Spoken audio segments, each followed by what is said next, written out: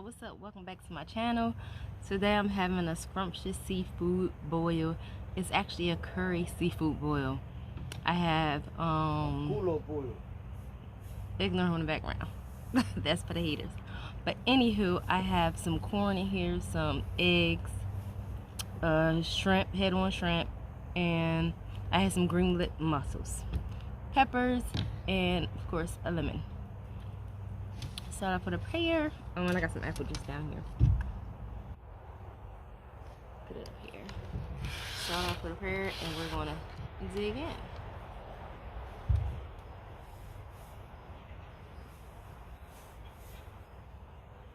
Amen and amen again. But as you guys can see, I'm eating outside today. I'm eating outside in the country, yes. In the country. We're in the country. But I'm about to kill this. My first time trying a actual curry seafood boil. First time. I made it by myself, of course. But if it comes out like I want it, it's a butter curry seafood boil. If it comes out like I want it, I'm gonna do this a lot often.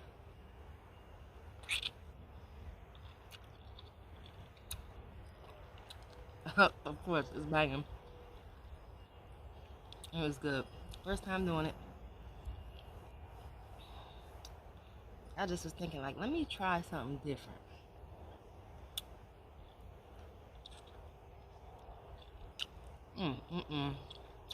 It's so good.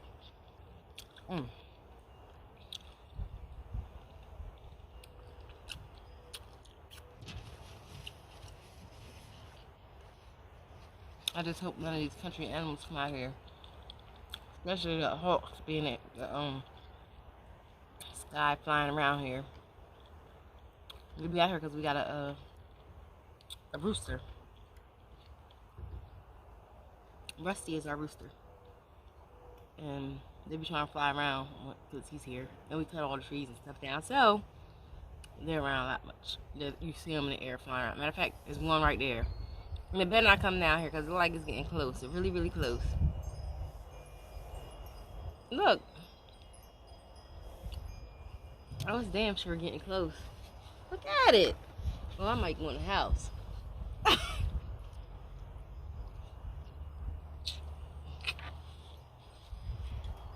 Part of my food club to come down here. I can't do it. I'm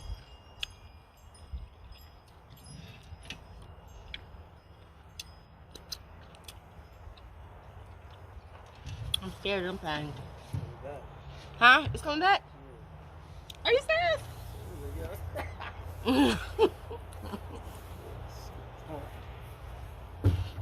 Anywho, I'm about to tell y'all a story. I'm scared of them. I ain't scared of my own yard. I'm scared of them freaking things that's flying in the air trying to come down here and get stuff.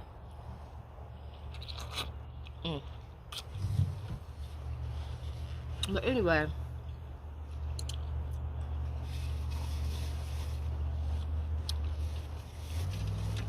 I watched this story on Fatal Attractions, right?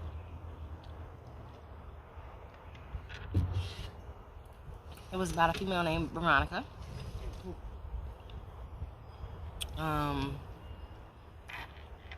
she, Veronica had issues, like really bad issues. Like she was bipolar, and she had 9 kids, which she gave every last one of them up, except for the, well, she gave every one of them except the last one, which was taken by the system.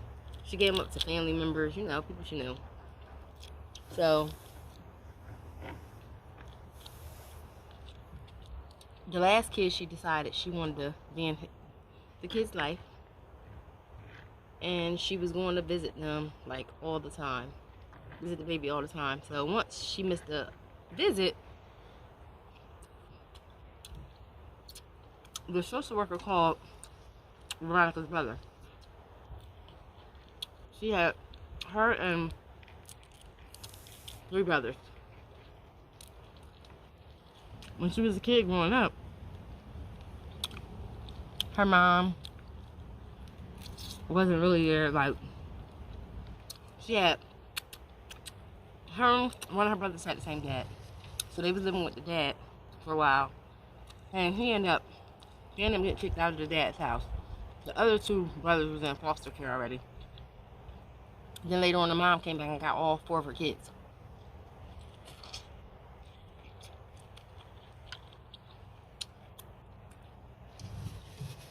So Veronica was already in the system and didn't know how to show love and support for her own children because she never had it.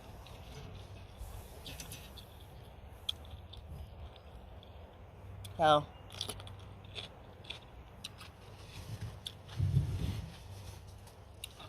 she just giving up. Her last kid, she tried to, she tried to do right by him. So when she didn't show up in that social worker called her mom, her brother, that's her mom, looking at me. Her mom was still living at the time. Called her brother, and her brother told them that's different. Like, she would never do nothing like that.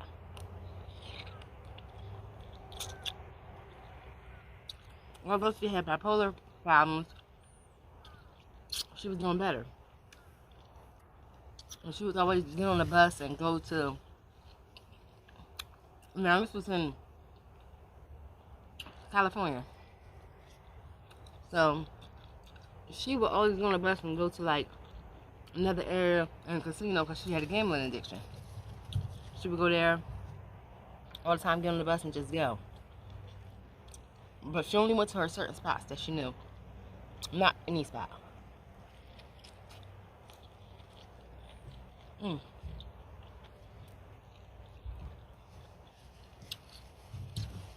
So the brother talked to her at least once a week, like it was a habit. She talked to one, like all the brothers at least once a week.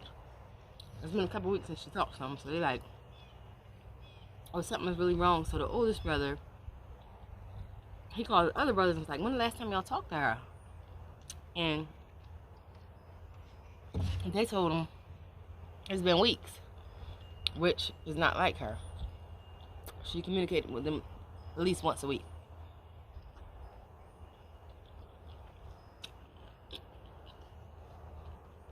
But she had met this guy by the name of Devin at one of the programs they was doing for like people with mental illness, like bipolar, schizophrenia, all that stuff. I ain't putting a limit on here. So she was her and him decided they wanted to start dating. They started liking each other. Ended up hooking up. So they really, really liked each other. They moved in after a couple weeks. Like, fell in love real quick.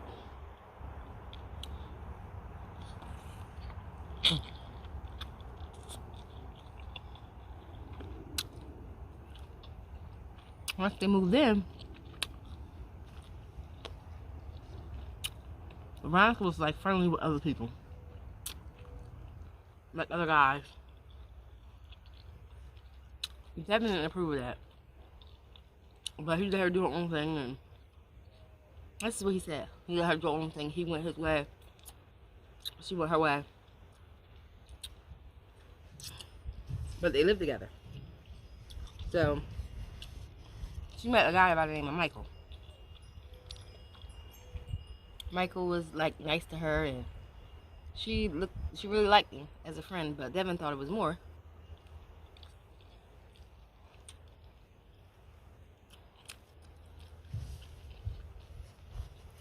So Veronica popped up missing, and nobody could find her. And it's going on 6 months, 6 whole months. And when they, the brother told the cops, went to the police and told them what's going on. First, the police went and checked, the guy named Michael, because they went to her house, to the apartment complex she was living in, and told him that she was always with some guy named Michael. And Michael had a bad reputation. He had women screaming outside of his apartment, like, you can tell he was beating them, doing stuff to them. So Of course, the cops went there. He answered the door, and they questioned him. He was like, "I've never heard her." He was like, just because I got a record, y'all here." And he actually had like a sexual record and domestic violence record, like a really bad one. So the cops asked him, "Can he come in?" They come in his house. He told them, "Yeah, y'all can search. Ain't nothing in here." Excuse me. Came in and searched. Nothing was there. Told him to come to the station for questioning. He went.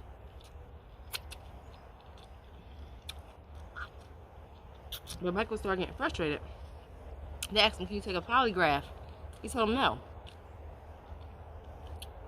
As a matter of fact, y'all can't even hold me because you don't have no proof that I did anything.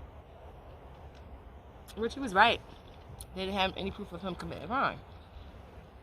All they had proof. All they have is proof that the landlord told them that them two be together, and how disruptive his household was. So he was like, "Now I'm like in this," so they had to let him go. The family did their own search teams because they felt as though the cops didn't want to do nothing with it, because they went to the bus terminal where, because they also went to Devin's house. The boyfriend asked him when the last time he saw her. He the one that put them on to Michael, who the guy she was dating to, and that she's known for going to the bus stop, just taking, random trips and all that.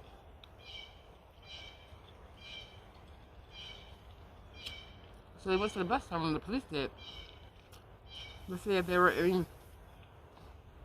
her name was anywhere in any trips in the bus terminal. That bird better not come out here. And they had one cash payment, and the rest of them was all people names, credit cards and stuff, and they figured it might have been her, so they just let it go. And her brother was like, we feel like they disrespected them and didn't take the sister serious, her disappearance serious. So they got their own search team together and started looking for her.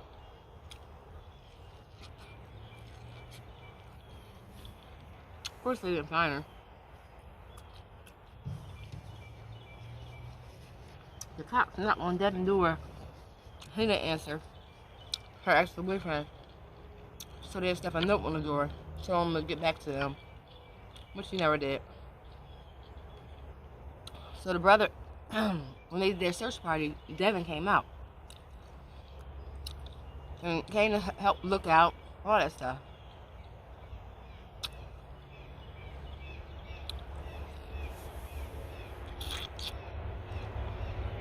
So Devin, Michael, and Veronica all live in the same apartment complex, right up the street from each other.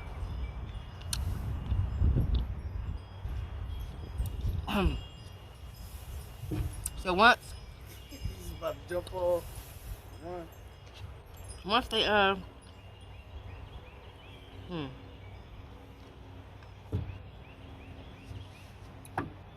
once the landlord had to go to Devin's house because Devin was going crazy. Like, the neighbors was like, now this is Veronica's boyfriend. The neighbors was complaining about him being really loud, arguing with somebody, saying you made me do it, all this stuff. So eventually the landlord put a eviction notice on Michael's apartment. Not Michael, Devin's apartment. So in the mix of them putting an eviction notice to make this man and the landlord, he came home and he saw them doing this. Well, all the birds starting to come around. He saw them doing it. These birds getting crazy. They saw him coming and they ended it. He told them, no, you can't lock that door. Veronica's in there. They did something to her. They beat her, they did this and that. But the whole time, the landlord like, what are you talking about? Like, they didn't know what was going on. He was like, excuse me. It was like, you can't lock that door. So she ended up going in there, her and the maintenance worker, and they found a dead body in his bathroom. Now, this body been there for 6 whole months. 6 months, yes. Been there 6 whole months, and it was like they smelled that smell when definitely when you first walk in. And it was like, what is that smell? But when they went in there, her body was in the bathroom, laid on the floor, decomposed. And when he was telling the landlord, you can't do that because Veronica haven't ate in months because she don't have no face. And the landlord was like, what? When they went in there, her face, everything was dismembered. Like, she was sitting there for 6 whole months, her body. So called the cops. The bug's starting to come too.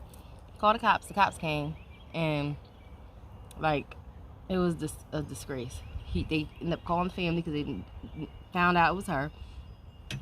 Everybody was devastated.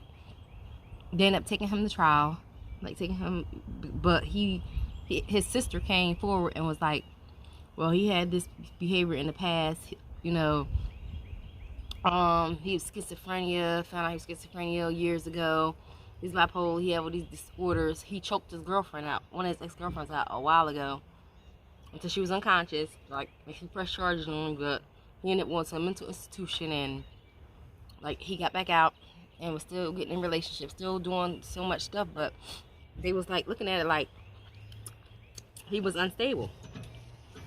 So at this time, it's a little hot too. He went in front of the judge, and the judge wanted to see if he was fit for trial, if he can stand for trial. But trying to find out, the judge or the prosecutor, none was taking it. It was like he's fit, he can stand trial.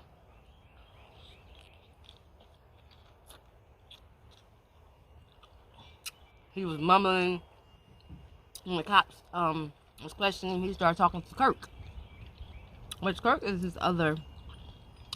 the person he was talking to since he'd been a kid, his sister said. So the judge and prosecutors weren't trying to hear that. So when he went to trial, they found him guilty of murder, and sentenced him to life in prison. They was not trying to hear that or have what he was talking about. All right, it's over for you, bro. So if they would have found him, put him in a mental institution, he would have got him another girl and did the same thing to her.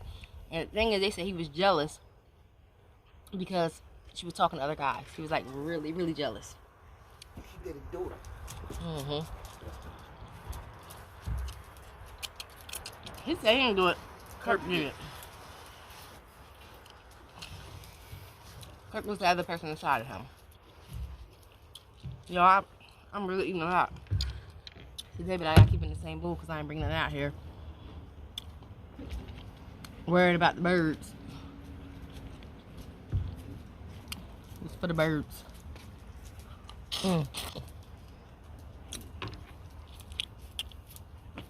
Woo.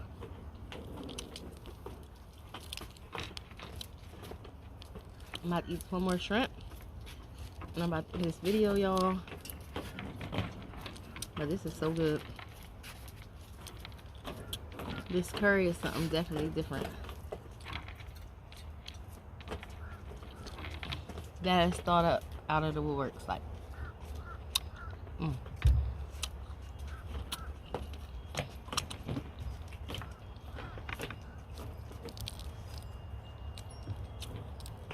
I'm definitely ignoring the hawk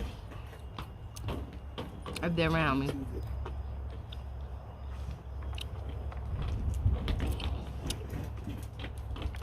And that's why I don't try to do a lot of videos outside, because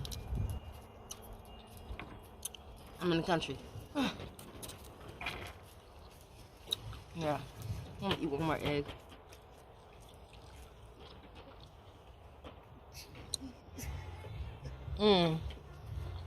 Alright, y'all. Guess what I want in this video. Don't forget to like, comment, subscribe, and turn on those post notifications so you know when we upload the next video. Until next time, see ya.